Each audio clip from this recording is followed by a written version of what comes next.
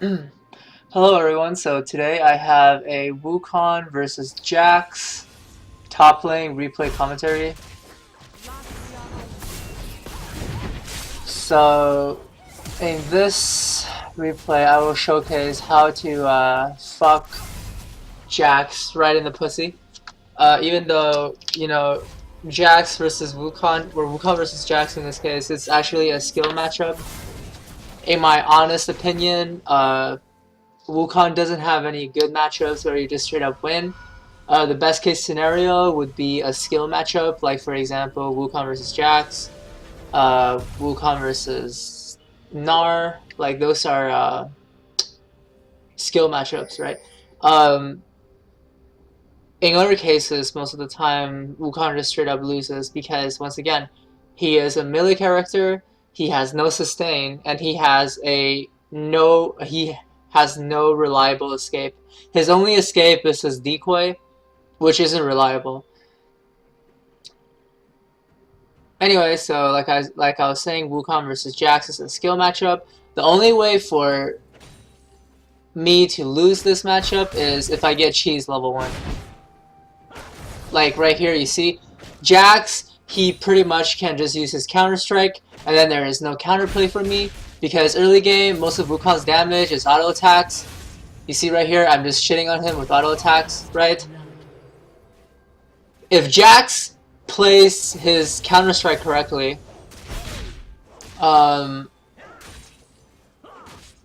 he can actually cheese me instead of me cheesing him. However, he wasted his counter strike, and because he didn't get enough damage on me while his counter strike was active, I just punished him for it because he had no cooldowns, right? His counter strike was on cooldown. So the only way for Jax to win this matchup would be to get attack speed runes, and then with Fervor of Battle and cheese Wukong level 1 with his counter strike. Once Wukong gets level 3, I have access to my clone, which is a tool that I can use to outplay the Jax counter strike. So this is when I can start to take trades. Because, Jax just pop his E, you can't do anything to him, he can just jump onto you, and then he stuns you, and he does free damage. Basically, no counterplay, and it's really, really hard for Wukong. So the only way for Wukong to win any kinds of trades is by utilizing his clone. By outplaying the Jax. Whereas Jax, all he has to do is just press E and Q. Anyway, come back to lane with Duran's Blade and a longsword.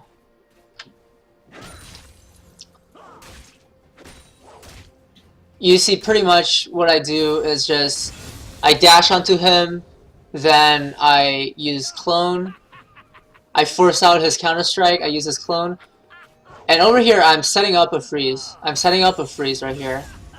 And because I'm setting up a freeze, I'm denying Jax experience and gold. If he wants to, oh yeah, and this CSing is garbage. But if he wants to farm, he needs to step up to farm. And over here I see a Jax for free, and we just kill him. He has no flash, so... and he just dies. But back to what I was saying earlier, even right here is still a freeze. Let's count how many minions, alright? 1, 2, 3, 4. 1, 2, 3, 4, 5, 6. However, the cannon minion is worth 3 minions. So this is essentially 7 minions versus 6 minions. And his minion wave is coming back up. Right?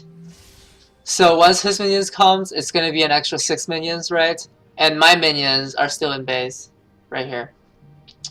So what happens here is Jax has more minions than I have minions, so his minions are going to push towards me. What I can do right here is I'm just going to set up a freeze and deny Jax a lot of experience and gold. That way, I will hit level 6 before he does, and by that time, I can set up an all-in. Right here, I'm just thinning out the wave so it doesn't push under my into my tower. That's why I'm auto-attacking the minions. Most of the time, when you're trying to set up a freeze, you only want to last hit and not auto attack the minions.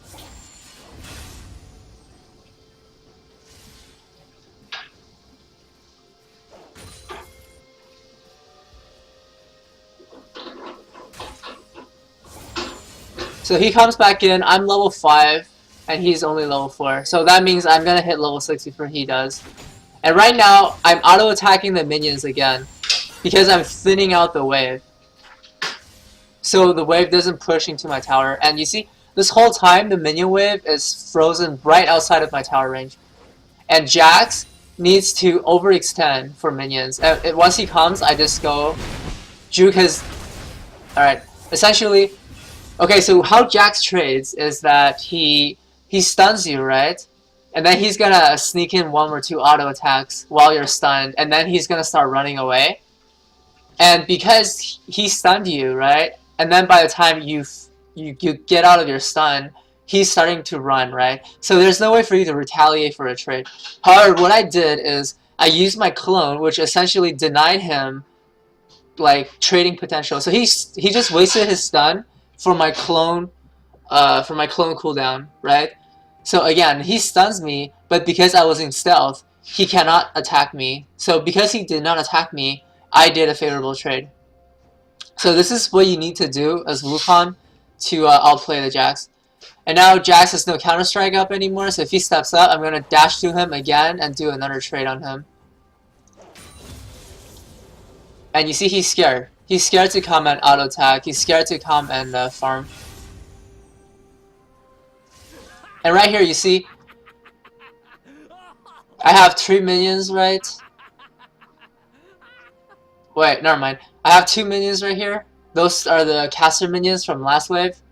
Plus this new wave that's coming in, there's 3 extra minions. What I'm doing right now is, I'm gonna start auto-attacking the minions, right? I'm gonna start auto-attacking the minions right here. And the reason is because now my lane is pushing. It's no longer freezing, and what I want to do is I want to set up a slow push so I can dive him, right? Because I'm level 6, he's still level 5, right? So I want to have a huge minion wave that crashes into his tower, and then I tower dive him. So I kill him, and then I deny him a huge amount of minion. So that's what I try to do. Again, you see right here, 1, 2, 3, 4, 5, 6, 7, 8. 1, 2, 3, 4, 5, 6. And on top of that, I have an extra minion wave coming in.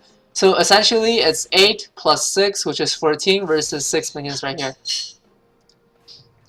Because I have a huge amount of minions, Jax can't really step up to me. Again, I force out his counter strike. And then I just tower dive him.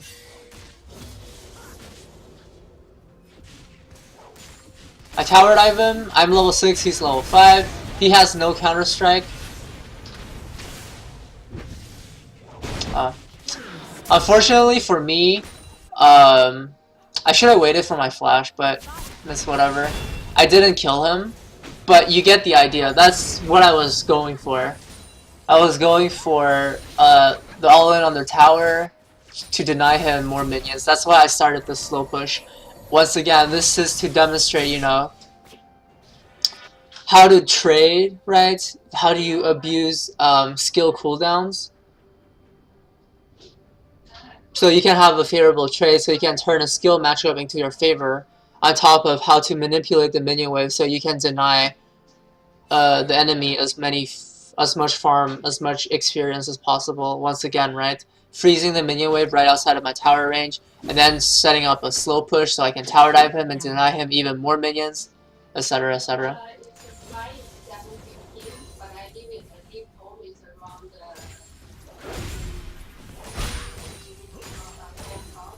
Just farming right now, nothing to do.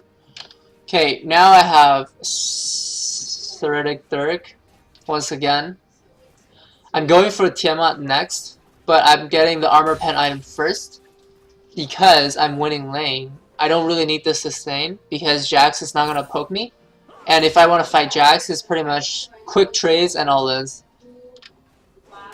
So the armor pen helps more than the Tiamat. Unfortunate last hitting right there.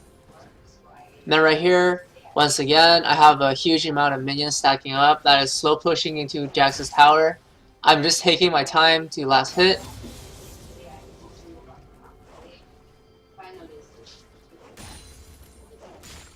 And then I'm gonna all-in him. Same idea.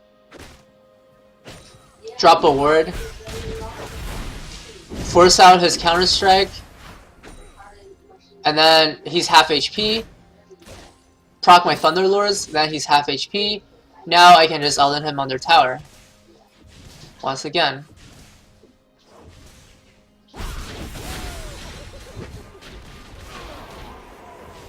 And then you see? Because I had a slow push going, right? And then I just kill him on their tower. Look at how many minions Jax is missing out on. Look at my farm. Look at his farm. 35. 78 to 65. 35.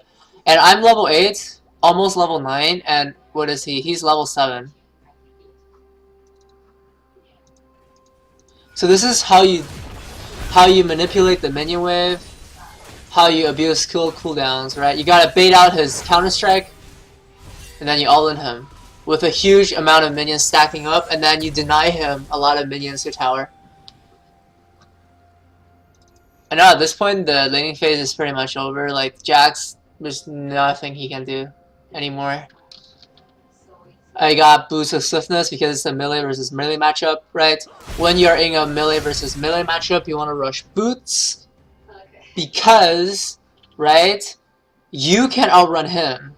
So if you're chasing after him, you can catch up to him. And if you're running away, he can't catch up to you. So that's how you want to rush boots in melee versus melee matchups. And now right here, I'm just zoning him. He's zoned. He can't even come into lane anymore to farm. And then my Sejuani catches him out in the jungle and we just kill him. Flash Q ignite. Classic. And now he's dead. He has no TP. I can freely take first tower gold.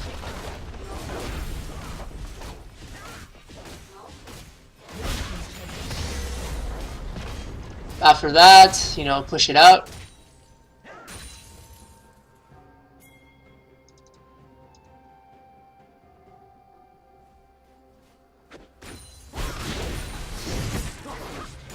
I'm staying around because I wanted to push the wave into the tower. That's all there is to it. I just wanted to push this wave into the tower, but he stayed around with low HP, so I just killed him anyway. But the reason why I stayed around is because I wanted to push the minion wave into the tower. Only reason. Anyway, now I already took my tower, I already won my lane. Now what I want to do is I want to go into another lane and start shitting on this Ahri, for example, or this Caitlyn, and then take their towers. And then snowball my lead, which is the top lane that won, right? Into a lead in the mid lane, into a lead in the bottom lane, etc, etc. So this is how you snowball. Once again, remember, the whole idea of the game, the whole goal of the game, right, is to push towers so you can kill the Nexus at the very end. So your goal is to push towers, alright? If you're winning lane, stop saying in your lane to push. Actually, it depends, right? If you can like 1v1 the enemy champion like consistently, or 1v2 the enemy champion and the enemy jungler, then you should just stay in your lane and just constantly pressure this tower, right? So you can attract pressure, you can pressure your lane, right? And you attract attention, so your other lanes can start pushing by themselves, right? Or, in this case, because I'm gonna die to a Warwick ult and Jax all in, I can't 2v1 them, 1v2 them in this case. I'm just gonna go into another lane and try to pressure their tower. Now Jax pushed the minions into my tower, so I'm just gonna go top.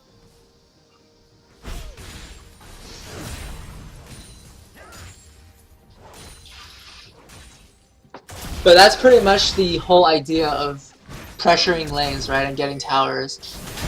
If you can win 1v1s or 1v2s, then obviously you just want to pressure your lane non-stop, split push. And then because you can 1v2, right, the enemy needs to bring 2 champions or more to come and stop you from taking this tower, which generates a numbers advantage for your team somewhere else on the map. However, right, in the case where, you know, you cannot 1v1 them or 1v2 them, right, you want to push up the lane, and then you want to go roam. Because your lanes are pushed up, enemy champion has to stay in this lane to farm the minions, right, to push the lane back. And while he's staying in this lane to push the lane back, you go to another lane which generates a numbers advantage for your team, either way. So basically, this game, League of Legends, is pretty much just you play the map with a numbers advantage. It's all about pushing minions and pressuring the map. So you want to pressure one side of the map, and then you want to go to the other side of the map and generate a numbers advantage. And that's how you take objectives. Okay, so over here I just want to point out a little bit. It's a little trick that you can do on Wukong. Your clone, right? Once you spawn your clone, hold on 1 second though. How long does it last? Yeah, so the decoy lasts for 1.5 seconds. And the decoy, right, it actually is considered a champion, just like Shaco's ultimate. It's considered a champion for 1.5 seconds, basically. So what you can do right here is what I did, okay? You see? I'm gonna clone in, and the tower is gonna attack my clone instead of me. So I can take the tower without taking any damage. So that is a little trick that you can do on Wukong, right? Sometimes you're running out of minions, but you really want to get that tower. That's one way of doing it without taking any damage. But the problem is, what if you do use your clone, right? And then the enemy champions show up, then you're fucked because you have no escape. Anyway, moving on. So right now I kill the tower, I just farm the enemy jungle. And then I see the Warwick right here who disrespect me. Like this fucking Ahri, or this Ahri and Braum, they were disrespecting me so hard. Like look at these kids, man. Like look at these kids. Like look at this dumbass Ahri who even like ultied and everything. Oh, and never mind, she didn't ulti, but I had to teach him a lesson. Like, you don't disrespect me like that.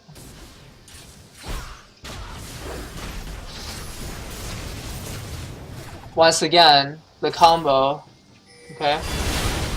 Once again, the combo right here. E in as a gap closer, right? Auto Q, Tiamat auto. E auto Q Tiamat auto. Alright, so that is pretty much 3 autos in very quick succession plus your E, which essentially is like 4 autos, okay? So E auto Q Tiamat auto. That's actually 4 autos plus your E, basically. If you consider Tiamat an auto attack. Right? That's a huge amount of burst with Ignite, and then he's dead. And then right here, you see, disrespect them. Your clone is considered a champion for 1.5 seconds. So you can use that to tank Caitlyn ulti, to tank tower shots. It's a very useful skill, however, it's not reliable. So you need to use your skill. You need to be skillful to use it. Right here, dodge the charm. Alright. One more time, the combo. Disrespect the Caitlyn. And then the fucking Ahri disrespects me. But he's gonna get us outskilled right here. One more time, the combo. Okay. Dodge the charm. Right? E as a gap closer, auto, Q, Tiamat, auto. And then sidestep the return Q.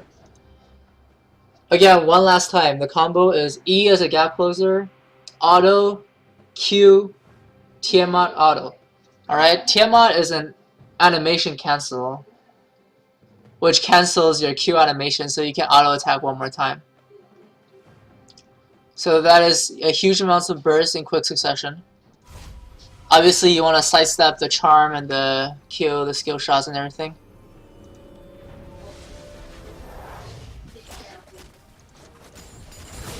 Okay, Okay, now moving on.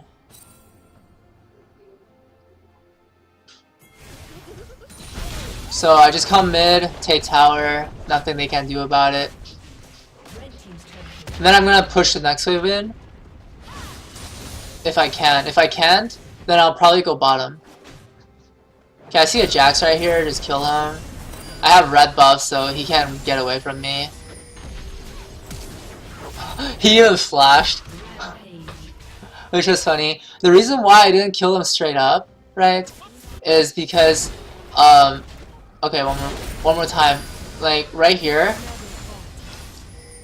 I didn't just kill him straight up. I was running around because I was waiting for his counter-strike. But in hindsight, well, I mean, at the time, I didn't know that he didn't have his counter-strike up. But in hindsight, he probably used his counter-strike on the walls, which is why, you know, he's running away because he doesn't have it up. But I didn't know at the time, so that's why I was like just running around him. But then once my E came back up again, I just killed him instantly. Kill the wolves. And then rotate back mid and pressure this tower. Because Sejuani is already pushing bottom, they don't need me bottom anymore. Right? So that's why.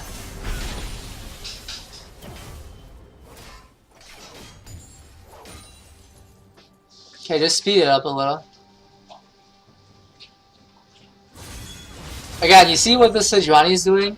This is the correct way of jungling, alright? You want to push up the wave. And then you want to farm the enemy jungle instead of farming your own jungle. You see that? This Sejuani has the right idea. Once again, I just want to bring back what I talked about in my earlier videos about how you should jungle and how you should map pressure, right? Push up the wave so the enemy team has to respond. Therefore, they're constrained within an area on the map. Then you go counter jungle them. That is how you should play jungle. Just staying mid lane, pressuring mid, so my Vayne can farm and can push down this tower. Right here, I have flash and ulti up, which is why I'm staying around. I'm trying to look for fights. Right here, just flash, boom, ulti. Free kills every time.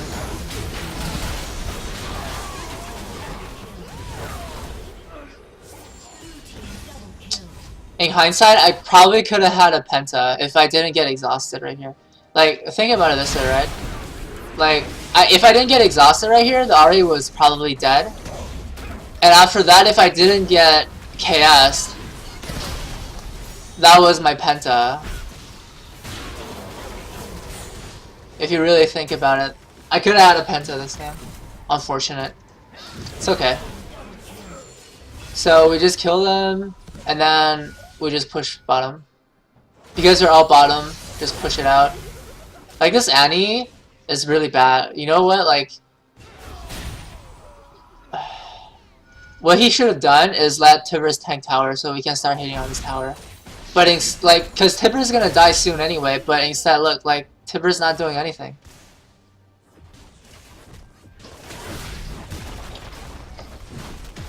So whatever. Now we're just taking Hip Tower. Then we probably even take Inhibitor. Okay, we don't. I just back out because I'm low on mana. I go back. I'll probably go top lane or mid. Yeah, I go top because there's a huge stack of minions stacking up. I just farm this out.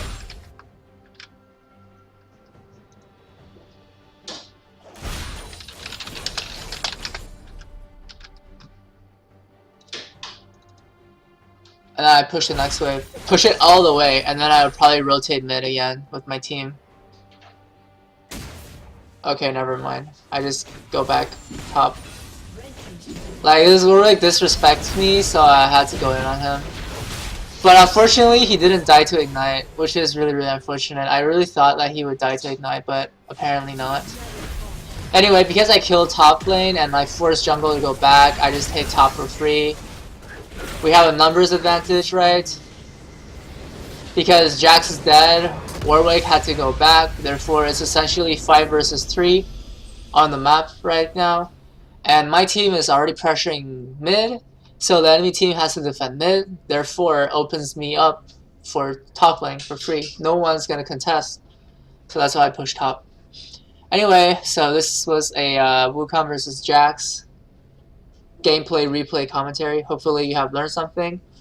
Once again, just to summarize, in this game, I pretty much showcase how you can manipulate the minion wave, right? So you can deny the enemy farm, deny enemy experience.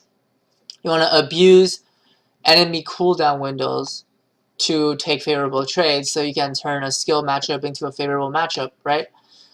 So by combining the two, right, understanding the opportunity cost of the enemy team, not an enemy team, the enemy laner using a skill, and how you can abuse that opportunity cost to gain an advantage, plus manipulating the minion wave to your advantage to gain an advantage and gain a CS lead. 208 CS, 287. Look at that. The dude got fucked. And it's not even that hard, you see? It's not even hard. All you gotta do is just understand how the minions work. Understand that, you know, you gotta bait out certain skills, and if they use that skill, they're fucked. And then you go in for a favorable trade after that. It's easy. Easy game. Anyway, hopefully you have enjoyed and hopefully you have learned something. And goodbye.